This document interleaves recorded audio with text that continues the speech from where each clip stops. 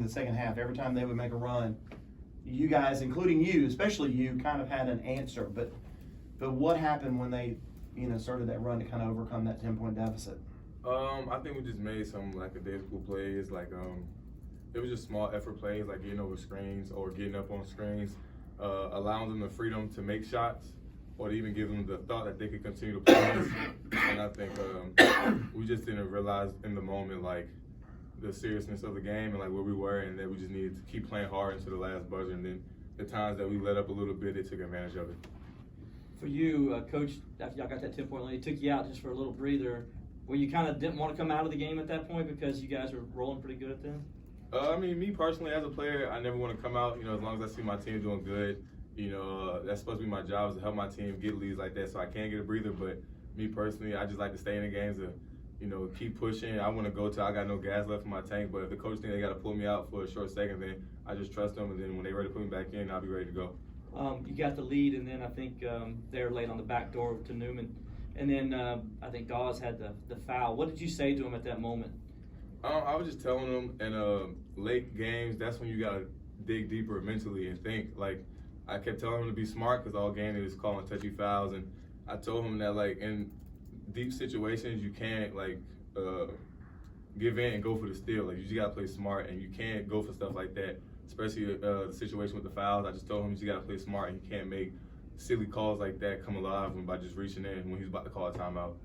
Is that the thing with you guys right now? It's just a lot of young guys playing, and it's just they got to learn what ACC basketball is like? I think that's definitely one of the things with our team is how youthful we are. But I think this is our 12th, 13th game. This is our 12th or 13th game. I think that excuse can't really stand for much longer. We done played 3 games now, and I think we all kind of got our feet wet, and going forward, we just got to make smarter plays down the stretch. Obviously, you need to get guys healthy. But what else do you need to do to kind of crack that win column in the ACC? Honestly speaking, I think we only played 9 guys, but we still had many opportunities to put the game away.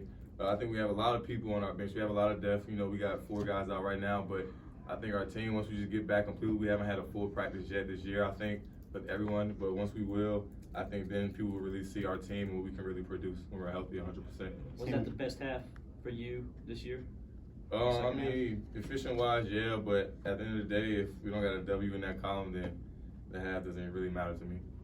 Seems like you're getting more and more confidence every game. Seems like maybe the past 4 or 5 has really been a good stretch for you.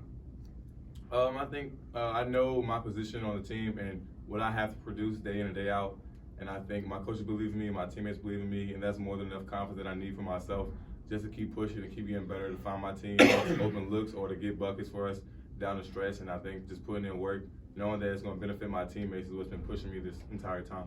What makes Chris so hard to defend? Well, one, he's really small, so he has a lot of speed. He's a little honcho out there on the court, and even though he's small, he can still finish, as you can see in the game. He can still make tough shots, and that's just what he's done this entire life. Being at that size, he's learned how to maneuver and to make tough shots, and it showed today.